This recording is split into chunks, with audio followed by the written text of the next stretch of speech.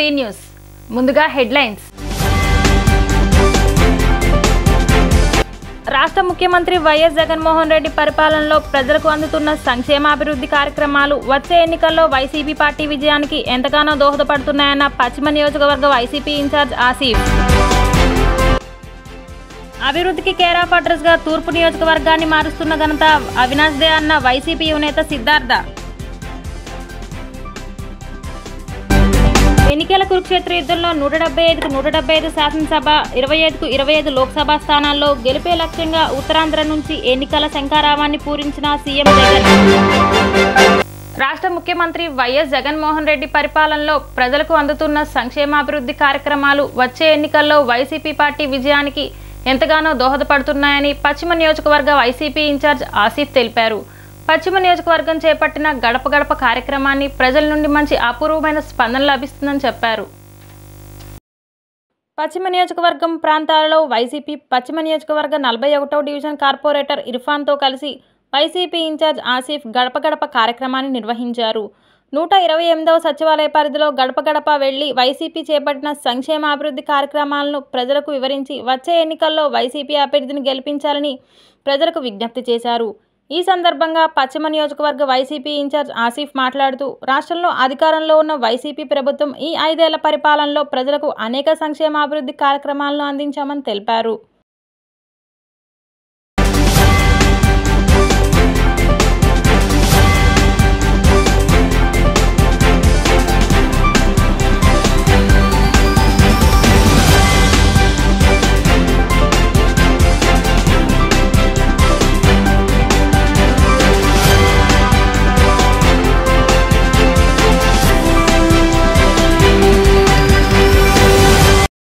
విజయవాడ పశ్చిమ నియోజకవర్గం 41వ డివిజన్ 128వ సచివాలయం పరిధిలో మొత్తం ఈ యొక్క గడప గడప కార్యక్రమం స్టార్ట్ చేయడం జరిగింది.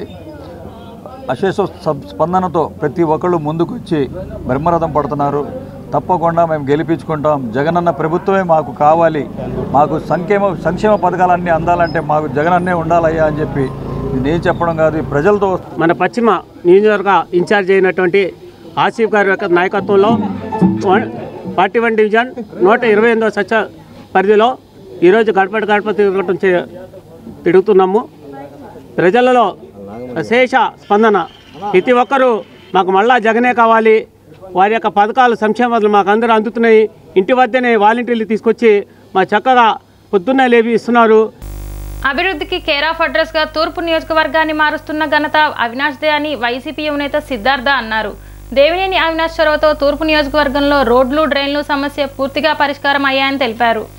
గడప గడపకు మీ అవినాష్ అన్న హామీ కార్యక్రమంలో భాగంగా 19వ డివిజన్లోని పలు ప్రాంతాల్లో స్థానిక కార్పొరేటర్ రెహానా నహీద్తో కలిసి పర్యటించిన ఆయన ప్రజలను కలుసుకున్నారు. అవినాష్ వచ్చిన తర్వాత జరిగిన అభివృద్ధి గురించి ప్రజలే చెప్పడం ఆనందంగా ఉందని ఆయన అన్నారు. ఏ సమస్య వచ్చినా అవినాష్ అండగా ఉంటారని చెప్పారు. భవిష్యత్తులో కూడా ఇదే తరహాలో అవినాష్ ప్రజలకు అండగా ఉంటారని, అవినాష్ను గెలిపించుకొని నియోజకవర్గాన్ని మరింత అభివృద్ధి చేసుకుందామని చెప్పారు.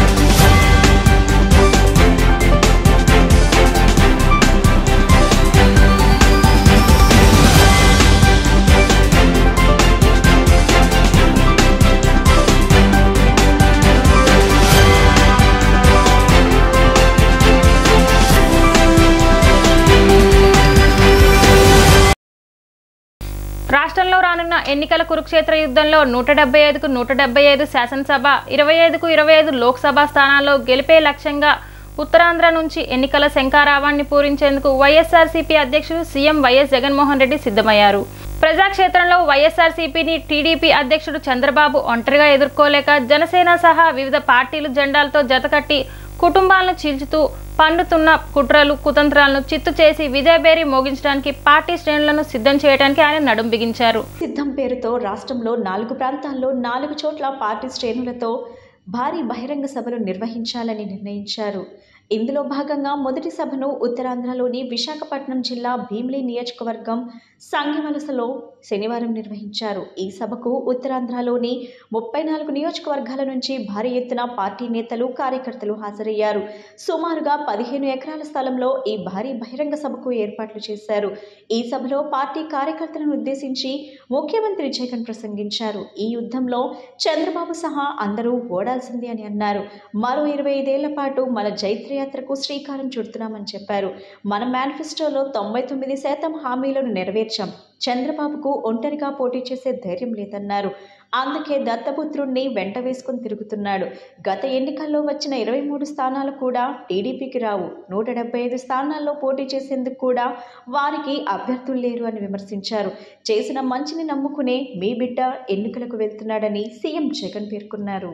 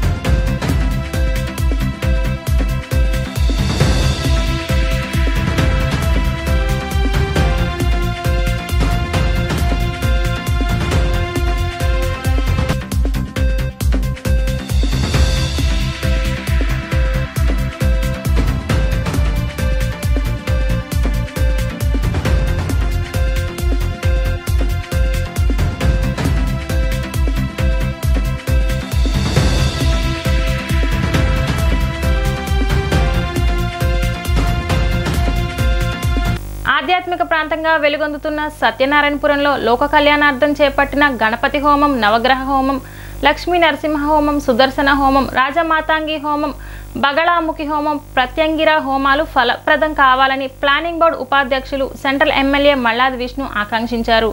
సత్యనారాయణపురంలోని గాయత్రి కళ్యాణ మండపం నందు శనివారం జరిగిన పూర్ణానుతి కార్యక్రమంలో ఆయన కుటుంబ సమేతంగా పాల్గొన్నారు. ఈ సందర్భంగా పండితులు ఎమ్మెల్యే విష్ణు దంపతులకు వేదాశీర్వచనం అందజేశారు. అన్ని వర్గాల ప్రజల క్షేమాన్ని కాంక్షిస్తూ 3 రోజులుగా ఈ మహాయజ్ఞాన్ని తలపెట్టడం శుభపరిణామమని మల్లాది విష్ణు అన్నారు. కరువు కాటకాలు దరిచేరకుండా వర్షాలు సమృద్ధిగా పండాలని, యాగ ఫలితాలు ప్రతి ఒక్కరికి దక్కాలని ఈ సందర్భంగా ప్రార్థించారు. పాడి పంటలతో రైతులు సకల వృత్తులు పరిడవిల్లాలని, నిరుపేదలు సామాన్యులు సమాజంలోని ప్రతి ఒక్కరూ సుఖశాంతులతో విరచిల్లాలని కోరుకున్నారు. ముఖ్యమంత్రి వైఎస్ జగన్మోహన్ రెడ్డి సంకల్ప బలానికి దైవబలం కూడా తోడవ్వాలని కాంక్షించారు. అమ్మవారి ఆశీస్సులతో ప్రజలందరికీ సంపూర్ణ ఆరోగ్యం, సుఖశాంతులు, సిరి సంపదలు చేకూరాలని, ప్రతి ఒక్క కుటుంబానికి విజయాలు వరించాలని అభిలాషించారు. అనంతరం భక్తులకు తీర్థప్రసాదాలు అందజేశారు. కార్యక్రమంలో స్థానిక కార్పొరేటర్ శర్వాణిమూర్తి, నాయకులు ధోనేపూడి శ్రీనివాస్, యల్లాప్రగడ సుధీర్ బాబు, జేకే సుబ్బారావు, చల్లా సుధాకర్, సెరగవరపు శ్రీనివాస్, కమ్మిలి రత్నకుమార్, కోలవెన్ను కొండ, ఎం సత్యశ్రీహరి, కొప్పరపు మారుతి, చామర్తి మూర్తి, పి సనత్, భక్తులు పెద్ద సంఖ్యలో పాల్గొన్నారు.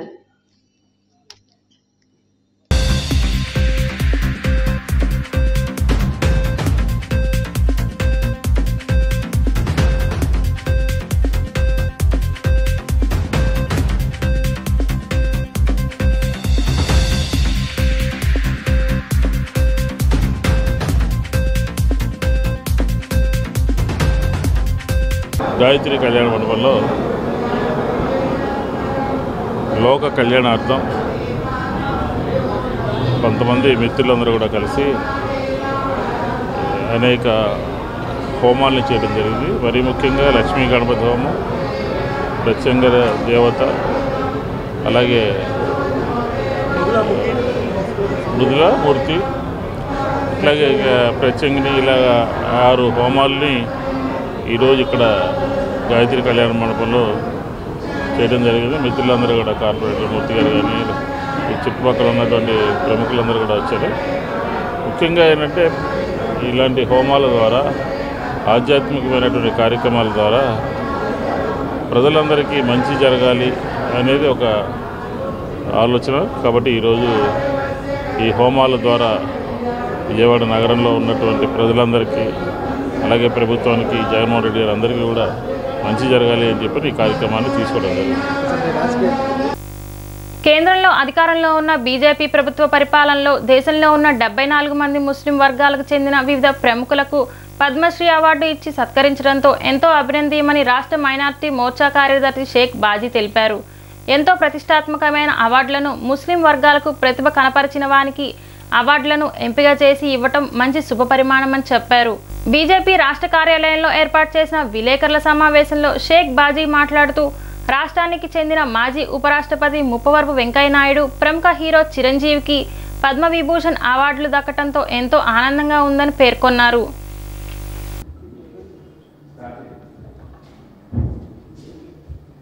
మీడియా మిత్రులందరికీ నమస్కారం. నిన్న జనవరి 26 75వ గణతంత్ర దినోత్సవం దేశానికి అత్యంత ప్రాముఖ్యం.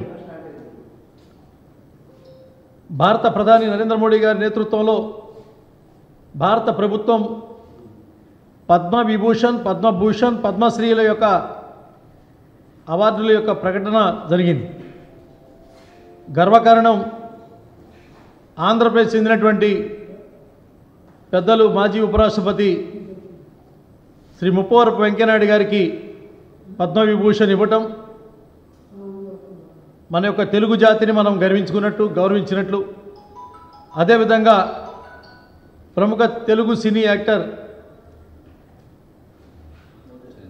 పద్మభూషణ్ చిరంజీవి గారికి పద్మవిభూషణ్ ఇవ్వటం కూడా మనం గర్వించుకున్నట్టు.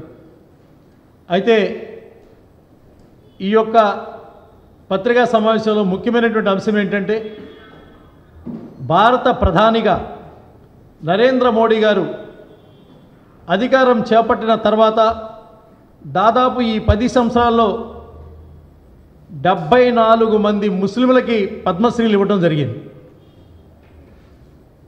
దేశంలో గతంలో పద్మశ్రీ, పద్మభూషణ్, పద్మవిభూషణ్ అంటే ఆ ఎంపిక విధానం, తీరుతెన్నులన్నింటినీ కూడా మార్చి ఇది ఉన్నతమైనటువంటి వాళ్ళకి, లేకపోతే రాజకీయంగా పదవులు ఉన్నటువంటి వాళ్ళకి, లేకపోతే రాజకీయ చరిత్ర నేపథ్యం ఉన్నటువంటి సంబంధం ఉన్న వాళ్ళకి కాకుండా అనేక రంగాలలో నిష్ఠానుతులైనటువంటి వ్యక్తులు, అది భూమిని దున్ని సాగు చేసేటువంటి కూలి కానీ, వ్యవసాయం చేసేటువంటి రైతు కానీ, సామాజిక లక్ష్యంతో కానీ, సైన్స్ అండ్ టెక్నాలజీ కానీ, విద్యాపరమైనటువంటి కానీ, లేకపోతే సంస్కృతిపరమైనటువంటి అంశాల్లో కానీ అనేక మంది అయినటువంటి వ్యక్తుల్ని పద్మశ్రీలుగా, పద్మభూషణలుగా గుర్తించినటువంటి గొప్ప ప్రభుత్వం, గొప్ప దార్శనికమైనటువంటి ప్రధానమంత్రి నరేంద్ర మోడీ గారు అని చెప్పి గర్వంగా తెలియజేస్తూ ఉన్నాం. అదేవిధంగా ఆంధ్రప్రదేశ్లో కూడా ఏదైతే వెనకబడినటువంటి ముస్లిం అయినటువంటి షేక్ హసన్ గారు, ఆయనకి పద్మశ్రీ ఇవ్వడం జరిగింది. అదేవిధంగా తృణధాన్యాలకు సంబంధించినటువంటి నిపుణుడు ఖాదర్ వలీ గారు, వారికి పద్మశ్రీ ఇవ్వడం జరిగింది. నిన్న 2024 పద్మశ్రీలో ఖలీల్ అహ్మద్ అని చెప్పినటువంటి నేత పని చేసేటువంటి, కార్పెట్లు వీవర్ చేసేటువంటి వ్యక్తికి పద్మశ్రీ ఇచ్చి దేశంలో ముస్లింలైనా కానీ, ఎక్కడ అనగబడినటువంటి వారైనా సరే, వృత్తులలో రాణించినటువంటి గొప్పవాళ్ళైనటువంటి వాళ్ళని గౌరవించుకున్నటువంటి విధానం ఎందుకు జరిగింది అని అంటే, ఈ దేశంలో మైనారిటీలు, మెజారిటీలు అనేటువంటి వ్యత్యాసం లేకుండా సబ్కా సాత్, సబ్కా వికాస్, సబ్కా విశ్వాస్ అనేటువంటి మాట ఏదైతే ఉందో దాన్ని రుజువు చేసినటువంటి ప్రధానమంత్రి నరేంద్ర మోడీ గారు. ఇది మనం ఊహించలేం. ఎక్కడో మారుమూల ప్రాంతాల్లో అనాథ శవాలకు దహన సంస్కారాలు చేసేటువంటి ఒక ముస్లిం ఉంటే ఆ ముస్లిం తీసుకొచ్చి పద్మశ్రీ ఇస్తారనేటువంటి ఆలోచన చేయలేం. మొన్న ఎవరైతే ఒక యూపీ నుంచి ఒక ముస్లిం చెప్తా ఉన్నాడు, రసూల్ అహ్మద్ అని చెప్పని, నేను అనేక సార్లు పద్మశ్రీ కోసం నేను ప్రయత్నం చేశాను, నాకు అవ్వలేదు. నరేంద్ర మోడీ గారు వచ్చిన తర్వాత నేను ముస్లిం కాబట్టి నాకు ఎట్టి పరిస్థితుల్లో రాదు అనుకున్నాను. నా యొక్క ఆలోచనలు తల్లకిందులు చేస్తూ మీరు నాకు పద్మశ్రీ ఇచ్చారనంటే దేశం చూసింది ఆయనలో ఉన్నటువంటి పనితనాన్ని, నైపుణ్యాన్ని, గొప్పతనాన్ని కానీ మతాన్ని కాదని చెప్పని రుజువు చేసినటువంటి ప్రధానమంత్రి నరేంద్ర మోడీ గారి యొక్క మాట ఆదర్శనీయమైనటువంటి అంశం. ఈ రోజున మైనారిటీల యొక్క అభ్యున్నతి దేశ సమాజంలో కలిసి జరగాలని చెప్పని భారతీయ జనతా పార్టీ కోరుకుంటూ ఉంటుంది. మెజారిటీల యొక్క అభివృద్ధి కూడా సమాజ అభివృద్ధిలో జరగాలని కోరుకుంటూ ఉంది. 140 కోట్ల మంది ఏదైతే భారతీయులు ఉన్నారో అందరి అభ్యున్నతే నా లక్ష్యం అని చెప్పేటువంటి నరేంద్ర మోడీ గారి యొక్క నాయకత్వంలో ఆయన్ని ప్రశ్నించినటువంటి గతంలో ఒక మాట మీకు ముందుంచుతా ఉన్నాను. మీ మతం ఏమిటి అని ఆయన ప్రశ్నించినప్పుడు ఏ మతానికి మీరు అనుకూలంగా పనిచేస్తారన్నప్పుడు భారత్ నా మతం అని చెప్పినటువంటి ప్రధానమంత్రి ఈ దేశ చరిత్రలో నరేంద్ర మోడీ గారు అని చెప్పని సందర్భంగా తెలియజేస్తాను. అభివృద్ధి అంటే ఆసుపత్రికి డోలీల్లో తీసుకెళ్లడమేనా అంటూ సిపిఐ రాష్ట్ర కార్యదర్శి కె రామకృష్ణ ప్రశ్నించారు. గిరిజన గ్రామాల నుండి గర్భిణీలను, అనారోగ్య బాధితులను ఆసుపత్రులకు తరలించాలంటే డోలీల్లో తీసుకెళ్లడమేనా ముఖ్యమంత్రి వైఎస్ జగన్మోహన్ రెడ్డి సాధించిన అభివృద్ధి అని సిపిఐ రాష్ట్ర కార్యదర్శి కె రామకృష్ణ తీవ్రంగా విమర్శించారు. కుక్కునూరు మండలం జిన్నెలగూడెం అనే వలస గిరిజన గ్రామంలో ప్రసవ వేదంతో అల్లాడుతున్న కోసి అనే గర్భిణిని హాస్పిటల్కి తీసుకెళ్లేందుకు రోడ్డు సౌకర్యం లేక 4 కిలోమీటర్లు డోలీలో మోసుకెళ్లాల్సి రావటం కడు విచారకరమన్నారు సిపిఐ నేత రామకృష్ణ. సాక్షాత్తు 75వ గణతంత్ర దినోత్సవం రోజున ఈ ఘటన జరగటం పాలకుల నిర్లక్ష్యానికి అద్దం పడుతోందన్నారు. కనీసం మృతదేహాన్ని తీసుకెళ్లేందుకు అంబులెన్స్ కూడా లేకపోవడం రాష్ట్ర ప్రభుత్వం తిరోగమన విధానాలకు పరాకాష్ట అని మండిపడ్డారు. రాష్ట్రంలో ఆరోగ్య రంగం సహా అన్ని రంగాలు నిర్వీర్యమైపోవడానికి ఇవే ఉదాహరణ అన్నారు. ముఖ్యమంత్రి జగన్మోహన్ రెడ్డి గారు ఇది పేదవాళ్ళ ప్రభుత్వము, పేదవాళ్ళ కోసం పోరాటం చేస్తున్నాను, పేదవాళ్ళకు బ్రహ్మాండంగా చేశానని చెప్తా ఉన్నారు. మరి నీ బ్రహ్మాండంగా నువ్వేం చేశావో దీన్ని బట్టి అర్థమవుతా ఉంది. కుక్కునూరు మండలము జిన్నెలగూడెంలో ఒక గర్భిణీ స్త్రీని హాస్పిటల్ తీసుకొని పోవాలంటే వాళ్ళు డోలీలో తీసుకుపోయే పరిస్థితి. కనీసం వాళ్ళకి ఎలాంటి వాహనం కూడా లేదు, రహదారి లేదు. అదేవిధంగా ఇటీవలనే మన విజయనగరం జిల్లాలో అక్కడ కూడా చిట్టెంపాడులో ఒక పాపం చనిపోతే వాళ్ళ శవాన్ని తీసుకోవడానికి అంబులెన్స్లు లేవు, లేదా వెహికల్స్ లేవు. చివరికి ఒక మోటార్ సైకిల్ పైన శవాన్ని తీసుకొని వాళ్ళిద్దరు కూర్చొని శవాన్ని మధ్యలో కూర్చోబెట్టుకుని పోయారంటే మరి ఈ ప్రభుత్వానికి ఏమైనా సిగ్గుంది అని అడుగుతాము. ఒక పనికి మానే ప్రభుత్వం, మీరు అధికారంలో ఉన్నారు కాబట్టి గ్రామాలకు రోడ్లు వేయలేకపోతూ ఉన్నారు. వారికి కమ్యూనికేషన్ సౌకర్యం కల్పించడంలో, వైద్య సౌకర్యం కల్పించడంలో, పైగా ముఖ్యమంత్రి గారేమో బ్రహ్మాండంగా ఇంటర్వ్యూలు ఇస్తూ ఉన్నాడు. విద్యకు వైద్యకు బ్రహ్మాండంగా నిధులు కేటాయించాము, అసలు అందరినీ మమ్మల్ని ఆదర్శంగా తీసుకోవాలని చెప్తా ఉన్నాను. నీ ఆదర్శం ఏమిటి? వారు చనిపోతే శవాలను మోటార్ సైకిల్ మీద తీసుకోవడము, లేకపోతే ఒక గర్భిణీ స్త్రీకి ఆసుపత్రి తీసుకొని పోవాలంటే డోలీలో మోసుకుపోవడము. కాబట్టి ఏమంటే ఇవాళ ప్రభుత్వానికి ఏమాత్రం సిగ్గు శరం ఉన్నది, చిత్తశుద్ధి ఉన్నది. కనీసం ఇప్పటికైనా ఆ వర్గాలపైన దృష్టి సారించాలి. నువ్వు ఆ వర్గాల ఓట్లు పొందావు, అధికారం లేకొచ్చావు, ఆ సీట్లన్నీ మావే అంటావు. మాట ఇస్తే నా ఎస్సీలు, నా ఎస్టీలు, నా బీసీలు అని చెప్తా ఉన్నావు. మరి నీ ఎస్సీలు, నీ ఎస్టీలు ఏ రకంగా ఉన్నారో దీన్ని బట్టి అర్థమవుతావు. వాళ్ళకి కనీస సౌకర్యాలు కల్పించకుండా, మానవ మాతృగా జీవించడానికి వాళ్ళకి ఎలాంటి సదుపాయాలు కల్పించకుండా నువ్వు ఇవాళ వాళ్ళకి అన్యాయం చేస్తూ ఉన్నావు. మళ్ళీ వాళ్ళ పేరు చెప్పుకొని వాళ్ళ అధికారంలో ఉండి అధికారాన్ని అనుభవిస్తూ వాళ్ళకే ద్రోహం చేస్తూ ఉన్నాం. సభ్య సమాజం తీవ్రంగా దీన్ని ఖండించి బోండా ఉమాకి ఎందుకు ఓటేయాలని ప్రజలే ప్రశ్నిస్తున్నారు అని సెంట్రల్ నియోజకవర్గ వైసీపీ సమన్వయకర్త వెల్లంపల్లి శ్రీనివాస్ వ్యాఖ్యానించారు. నియోజకవర్గంలో వైఎస్ఆర్ కాంగ్రెస్ పార్టీ జెండా విజయం ఖాయమని ధీమా వ్యక్తం చేశారు. నియోజకవర్గం సమన్వయకర్త మాజీ మంత్రి ఎమ్మెల్యే వెల్లంపల్లి శ్రీనివాసరావు ప్రతి గడపకు వెళ్లి వెల్లంపల్లి శ్రీనివాస్ అనే నినాదంతో స్థానిక 25వ డివిజన్ చుట్టుకుంట తదితర ప్రాంతాల్లో స్థానిక కార్పొరేటర్ బంకా శకుంతలాదేవితో కలిసి ప్రతి ఇంటికి వెళ్లి కరపత్రం ఇస్తూ ప్రజలతో మాట్లాడుతూ పర్యటించారు. ఈ సందర్భంగా వెల్లంపల్లి మాట్లాడుతూ డివిజన్ పర్యటనలో ప్రజల నుండి అపూర్వమైన స్వాగతం లభిస్తుందన్నారు. జగనన్న ఇచ్చే సంక్షేమ పథకాలు మాకు వస్తున్నాయని, మళ్లీ జగనన్నే రావాలని ప్రజలు కోరుకుంటున్నారన్నారు. భూ కబ్జాలు, అక్రమ దందాలు, బైక్ రేసింగ్లు చేసినందుకు బోండా ఉమాకి ఓటేయాలని ప్రజలు ప్రశ్నిస్తున్నారన్నారు. ఇంట్లో ఉన్న బోండా ఉమాను రోడ్డు మీదకు తీసుకువచ్చింది నేనే అని తెలిపారు. సెంట్రల్ నియోజకవర్గంలో వైఎస్ఆర్ కాంగ్రెస్ పార్టీ జెండా విజయం ఖాయమన్నారు. ఈ కార్యక్రమంలో డిప్యూటీ మేయర్ అవుతుశ్రీ శైలజారెడ్డి, ఎమ్మెల్సీ రుహుల్లా, సెంట్రల్ నియోజకవర్గ కార్పొరేటర్లు, డివిజన్ పార్టీ నాయకులు, కార్యకర్తలు, అభిమానులు తదితరులు పాల్గొన్నారు. అందరికీ నమస్కారం. ఈరోజు ఉదయం నుంచి కూడా 25వ డివిజన్లో పర్యటించడం జరుగుతుంది. స్థానిక కార్పొరేటర్ గారు బంకా శకుంతల గారు, భాస్కర్ గారు, అదేవిధంగా మా ఎమ్మెల్సీ రుహుల్లా గారు, మా డిప్యూటీ మేయర్ గారు శ్రీశైలజారెడ్డి గారు, శ్రీశైలజారెడ్డి గారు, ఇతర పార్టీ నాయకులు, ముఖ్యంగా చెప్పాలంటే వైఎస్ఆర్సీపీ పార్టీ అభిమానులు చాలామంది ఈ యొక్క పర్యటన రావడం జరిగింది. ఇది 7వ రోజు. వాస్తవంగా నాకు 7 రోజుల నుంచి కొన్ని వందల ఇళ్ళు నేను గడప టచ్ చేసి ఉంటాను. ప్రతి ఒక్కళ్ళు కూడా ఒకటే చెప్తున్నారు, మళ్ళీ మా జగన్మోహన్ రెడ్డి గారే రావాలని చెప్పని. నేను అడక్క ముందే వాళ్ళు చెప్తుంటే చాలా సంతోషంగా ఉంది. అంటే పార్టీ యొక్క మా ముఖ్యమంత్రి గారి యొక్క పరిపాలన ఎలా ఉందంటే పేద ప్రజలందరూ కూడా మళ్ళీ జగన్మోహన్ రెడ్డి గారు కావాలని చెప్పని ఈరోజు వాళ్ళందరూ మమ్మల్ని దీవిస్తుంటే చాలా సంతోషంగా ఉంది. కొంతమంది అయితే మీరు మా ఇంటికి రావాల్సిన లేదు, మేము వేసేది జగనన్నకే, మేము జగనన్న అభిమానులు అని చెప్పని ఎంతోమంది చెప్తుంటే చాలా సంతోషంగా ఉంది. అదేవిధంగా ఈ డివిజన్లో కూడా చాలా చక్కటి అభివృద్ధి అయితే జరగడం బిగిన్ చేసింది. గతంలో ఇక్కడ ఎమ్మెల్యేగా ఉన్న బోండా ఉమ ఈ డివిజన్ని పూర్తిగా నిర్లక్ష్యం చేశాడనేది ఈరోజు ప్రజలందరూ కూడా చెప్తున్నారు. ఇక్కడ ఉన్న డివిజన్ రోడ్ల అభివృద్ధి కానివ్వండి, డ్రైనేజీలు కానివ్వండి, ఇంకా కొంత చేయాల్సిన అవసరం ఉంది. అది కూడా ఆల్రెడీ వర్క్లు ఆన్ ప్రోగ్రెస్లో ఉన్నాయి. అదేవిధంగా ప్రతి ఒక్కటి కూడా అడ్రస్ చేసుకుంటూ వాళ్ళకి కావాల్సిన విధంగా షెట్లు కోర్టులు అనండి, ఎక్కడైనా ఖాళీ ప్లేస్ ఉంటే దాన్ని అభివృద్ధి చేసి అక్కడున్న కమ్యూనిటీస్కి ద్వారా దాన్ని డెవలప్ చేయించడం కానివ్వండి, ప్రతి ఒక్కటి చేసుకుంటూ ముందుకెళ్తాం. కాబట్టి మళ్ళీ మాకు ఓటు అడిగే హక్కు ఉందని చెప్పిన ఓటు అడిగేస్తారు నమ్మకం కూడా మాకు ఉంది. ఓటు వేసే నమ్మకం మాకుంది. కానీ బోండా మాకు ఓటు ఎందుకు వేయాలండి? ఇక్కడ స్థలాలు చూసి కబ్జా చేసినందుకు, వాళ్ళ కొడుకులేమో బైక్ రేసులు వేసుకొని వాళ్ళ స్నేహితులు ప్రాణాలు తీస్తున్నందుక వీళ్ళకి ఓట్లు వేయాలా? 5 ఏళ్లలో ఏం చేశారండి? కాకపోతే ఒకటి మాత్రం చేశాను నేను, బోండా మన కోసం రోడ్డు మీద తీసుకొచ్చి ఇప్పుడు ఇదివరకు ఇంట్లో కూర్చొని ఏదో గంట అరగంట వచ్చేవాడు, ఇప్పుడు మొత్తానికి రోడ్డు మీదకి అయితే ఓటు కోసం బయటకు వస్తున్నాడు. ఎందుకంటే భయం పుట్టింది అతనికి. భయం ఎట్లా పుట్టిందంటే ఈ నియోజకవర్గంలో గెలవని మాత్రం అతనికి భయం వచ్చేసింది. ఎందుకంటే వర్గాలు, పోర్లు, అనేక రకాల ఇబ్బంది పడుతున్నారు. అదేవిధంగా వ్యక్తికి ఉన్న అవలక్షణాలన్నీ అతనికి ఉన్నాయి.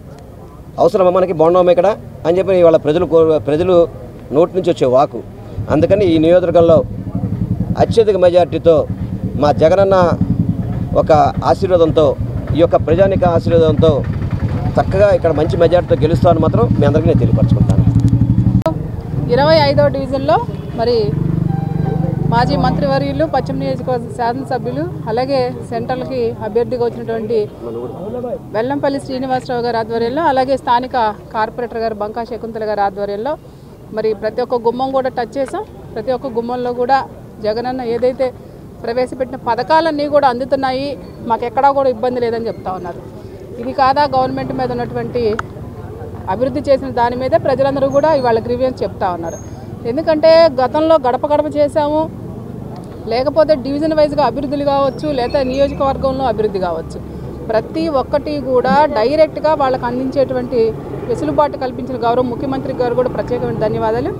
అలాగే డివిజన్ అభివృద్ధి అంటే ఇంకా చెప్పనవసరం లేదు. గత తెలుగుదేశం పాలకులకు ఎక్కడైతే కార్పొరేటర్లు ఉన్నటువంటి ఏరియానే పట్టించుకున్నారు. అంటే గెలవనటువంటి ఏరియాల్లో కార్పొరేటర్లు ప్రజలు అవసరం లేదు, వాళ్ళకి అభివృద్ధి చేయాలనేటువంటి ఇది కూడా లేదు. దానిలో భాగంగానే ఎవరైతే మొన్న 2019 ఎలక్షన్లో కార్పొరేటర్ల అభ్యర్థిగా ఎవరైతే మేమందరం ఉన్నామో మరి దానికి ఇవాళ బంకా శకుంతల గారి డివిజన్లో చాలా అభివృద్ధి జరిగింది. అలాగే సంక్షేమ పథకాలు కూడా ఇచ్చాం. పెద్ద ఎత్తున పరిపాలన చేస్తూ ఉంటే, ఎందుకంటే తెలుగుదేశం నాయకులకు పరిపాలన అంటే ఏంటో తెలియదు, ప్రజలకు మంచి చేయాలనేటువంటి విషయం తెలియదు. ఇవన్నీ తెలియకపోగా మరి ఎట్లా మాట్లాడుతున్నారంటే ఆరోగ్య సేవల గురించి నిజంగా నీచ రాజకీయాలు చేస్తూ ఉన్నారు. మీరందరూ కూడా అవన్నీ కూడా మానుకోవాలని కూడా తెలియజేస్తూ ఉన్నారు. ఎందుకంటే ఆరోగ్యశ్రీ మీరు ఎన్ని ఇచ్చారండి? మీరు ఆరోగ్యశ్రీ ద్వారా మీరు ఎంతమందికి న్యాయం చేశారో చెప్పాలని తెలుగుదేశం నాయకులు నేను కోరుతా ఉన్నా.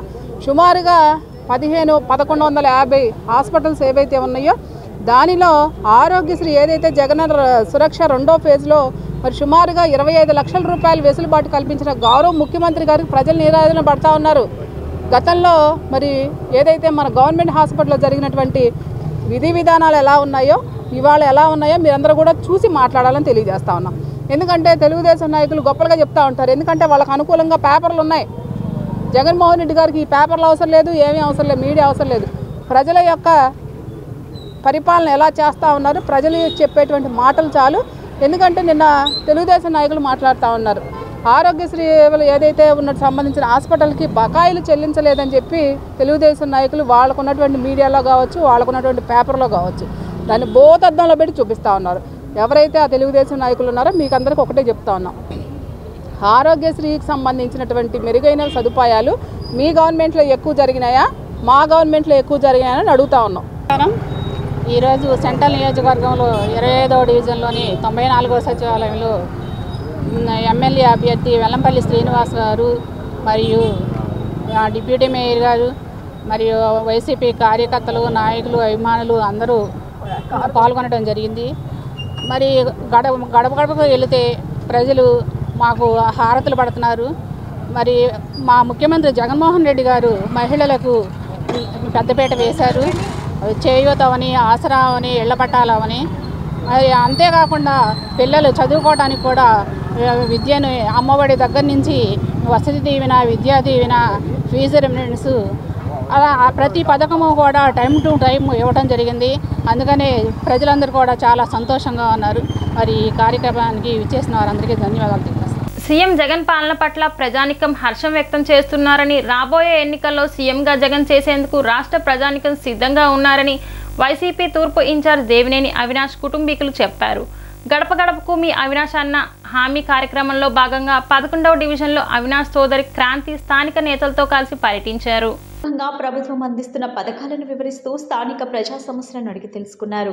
అనంతరం వారు మాట్లాడుతూ ప్రభుత్వ పథకాలను అందిస్తున్నామని చెప్పారు. గత ప్రభుత్వ హయాంలో ప్రజల సమస్యలను గాలికి వదిలేశారని విమర్శించారు. సీఎం జగన్ పాలన పట్ల ప్రజానీకం హర్షం వ్యక్తం చేస్తున్నారని, రాబోయే ఎన్నికల్లో సీఎంగా జగన్ చేసేందుకు రాష్ట్ర ప్రజానీకం సిద్ధంగా ఉన్నారని చెప్పారు. ప్రతిపక్షాలు ఎన్ని ఏకమై వచ్చినా సీఎం జగన్ను ఏమీ చేయలేవని ధీమా వ్యక్తం చేశారు. ఈ కార్యక్రమంలో స్థానిక వైసీపీ నాయకులు, కార్యకర్తలు తదితరులు పాల్గొన్నారు.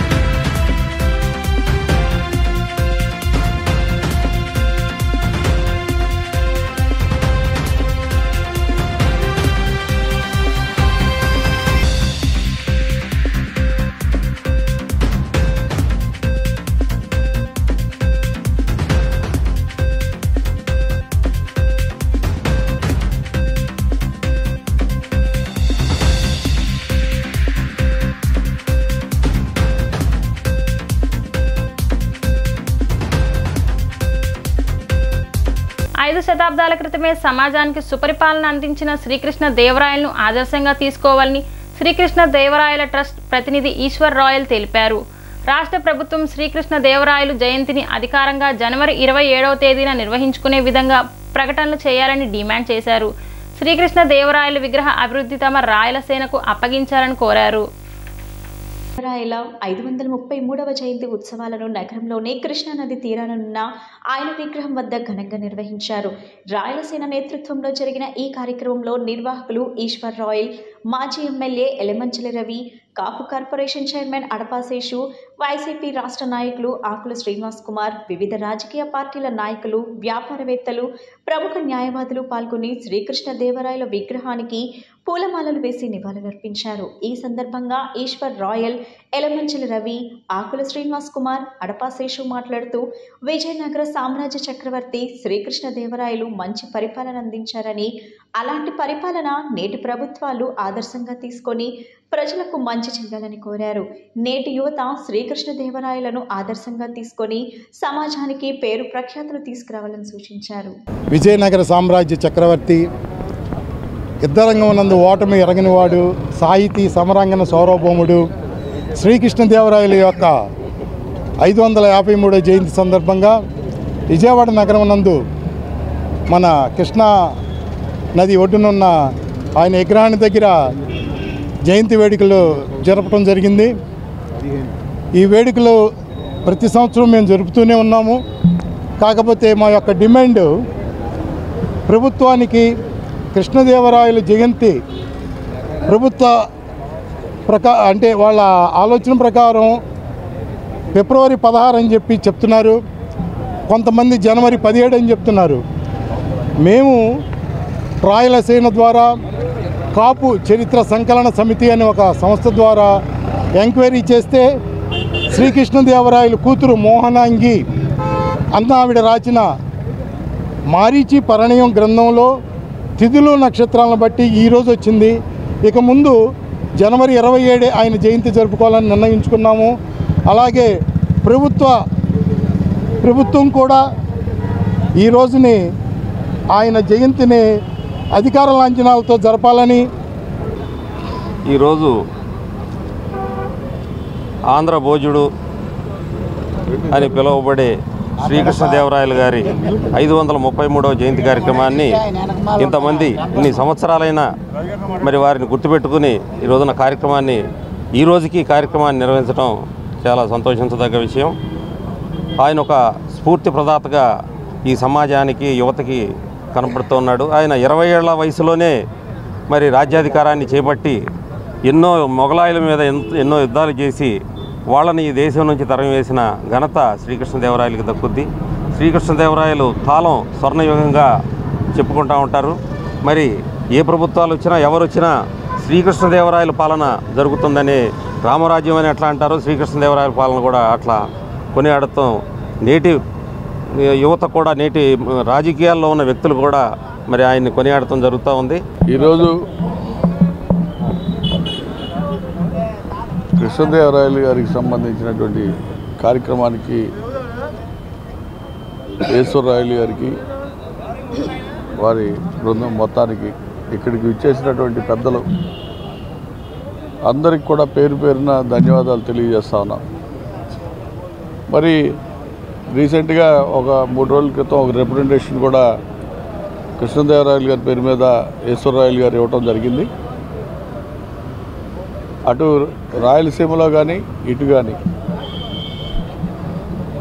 యావత్ ప్రపంచం మొత్తం కూడా శ్రీరామచంద్రుడి తర్వాత కృష్ణదేవరాయలు వైపే చూసినటువంటి పరిస్థితి. అంత సుభిక్షమైనటువంటి పాలన అందించినటువంటి ఘనత ఇటు ప్రజల్లో కానీ అటు దేవాలయాల్లో కానీ సాంస్కృతికంగా వైదికంగా అన్ని విధాలుగా కూడా కృష్ణదేవరాయలు సుభిక్షంగా పాలించినటువంటి పరిపాలన విధానాన్ని పుణికిపుచ్చుకొని ఈరోజు వ్యవస్థ అంతా కూడా ముందుకు నడుస్తూ ఉన్నటువంటి పరిస్థితి.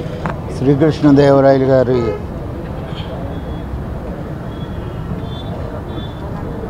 పుట్టినరోజు సందర్భంగా ఇప్పుడు ఆయన మన ఈ ప్రాంతాన్ని ఏలి చక్రవర్తిగా, ఆ రోజే ఆయన ప్రజారంజకంగా పిన్న వయసులోనే ఆయన చక్రవర్తిగా ప్రజారంజకంగా దేశాన్ని ఏలి ఇవాళ ఉన్న రాజకీయ నాయకులందరూ ఆయన చరిత్ర చదువుకొని ఆయన దీంట్లోనే నడవాల్సిన పరిస్థితి ఉండి కూడా ఇవాళ రోజుల్లో ఆ పరిస్థితి లేకుండా ఆయన ఎలా ఉండాలి, ఎలా నడపాలి, ఎలా పాలించాలి, ప్రజలకు ఏమేం కావాలి, ఆనాడే గుళ్ళు కట్టించి అక్కడే విద్యాలయాలు, వైద్యాలయాలు, అదేవిధంగా రాయలసీమని రత్నాలసీమ చేసింది ఆయనే. మన అందరి చరిత్రలో చూసుకుంటే అన్నీ కనపడుతున్నాయి. అటువంటి ఆయన శ్రీకృష్ణదేవరాయలు 533 జయంతి వేడుకల్లో కమిటీ వారి ఆహ్వానం మేరకు రావటం, మరి ఆ మహనీయుడి గురించి చెప్పుకోవాలంటే మా వయసు కూడా చాలదు. ఆ మహనీయుడికి మరొకసారి జన్మ శుభాకాంక్షలు తెలియపరచుకుంటూ ఇక్కడికి వచ్చిన పేరున ప్రతి ఒక్కరికి కూడా నా హృదయపూర్వక ధన్యవాదాలు తెలియపరచుకుంటున్నాను. రాష్ట్రంలో మద్యం ఏర్లై పారినందున 70% కుటుంబాలు తీవ్ర దుర్భిక్షం పాలవడంతో మద్యంపై యుద్ధం కొనసాగింపుగా 31న మహాధర్నాను జయప్రదం చేయాలని ఆంధ్రప్రదేశ్ మహిళా సమైక్య రాష్ట్ర ప్రధాన కార్యదర్శి పెన్మత్స దుర్గాభవాని పిలుపునిచ్చారు. శనివారం దాసరి భవన్ వద్ద విలేకరుల సమావేశంలో మహిళా సమాఖ్య రాష్ట్ర ప్రధాన కార్యదర్శి పెన్మత్స దుర్గాభవాని మాట్లాడుతూ సమాజంలో హింసతో పాటు నేర ప్రవృత్తి పెరుగుతోందన్నారు. దీనికి కారణం మద్యం ఏర్లై పారుతోందని, కుటుంబంలో మహిళలు అనేక అనర్థాలను ఎదుర్కోవాల్సి వస్తుందని ఆవేదన వ్యక్తం చేశారు. మద్య నిషేధం కోసం నినాదిస్తున్నారన్నారు. తాము అధికారంలోకి వస్తే మద్యాన్ని నిషేధిస్తామని నమ్మబలికి ఓట్లు గడించి గద్దెనెక్కిన ప్రభుత్వాలు ఏరు దాటిన తరువాత తెప్ప తగిలేసిన చందంగా వ్యవహరిస్తున్నాయని దుయ్యబట్టారు. దుర్గాంబ రాష్ట్రంలో మద్యం అమ్మకాల ద్వారా వచ్చే ఆదాయం ప్రభుత్వ ఖజానా నింపుకోవడానికి ప్రధాన ఆదాయ వనరుగా చూసి నియంత్రణకు ఆచరణలో చిత్తశుద్ధి లేదన్నారు. రాష్ట్రంలో అధికారంలో ఉన్న జగన్మోహన్ రెడ్డి ప్రభుత్వం ఎన్నికల ప్రణాళిక నవరత్నాల్లో ఒకటిగా మద్యాన్ని కూడా చేర్చి రాష్ట్రంలో ఉన్న బెల్ట్ షాపులను మొత్తం రద్దు చేస్తామని, అప్పటికి రాష్ట్రంలో ఉన్న 4380 మద్యం షాపులకు గాను సంవత్సరానికి 20% చొప్పున ప్రతి సంవత్సరం మద్యం షాపులను ఎత్తివేస్తూ 2024 నాటికి రాష్ట్రంలో ఎక్కడా మద్యం షాపులు లేకుండా చేస్తామని, అంచెలంచెలుగా నిషేధం కొనసాగిస్తామని, మరెక్కడా మద్యం దొరకకుండా కేవలం 5 స్టార్ హోటల్స్కే పరిమితం చేస్తామని చెప్పి ఓట్లు గడించి గద్దెనెక్కారన్నారు.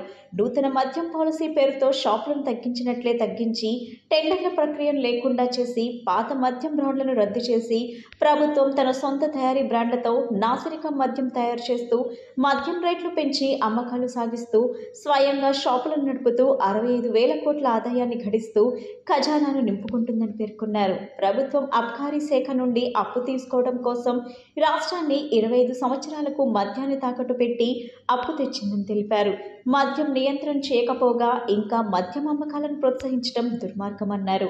ఎక్సర్సైజ్కు ప్రాధాన్యతనిస్తున్నది తప్ప ప్రొహిబిషన్ను పట్టించుకోవడం సబబు కాదన్నారు. కుటుంబ బతుకు బండిని ఈడ్చడం కోసం మహిళలు సతమతమవుతున్నారన్నారు.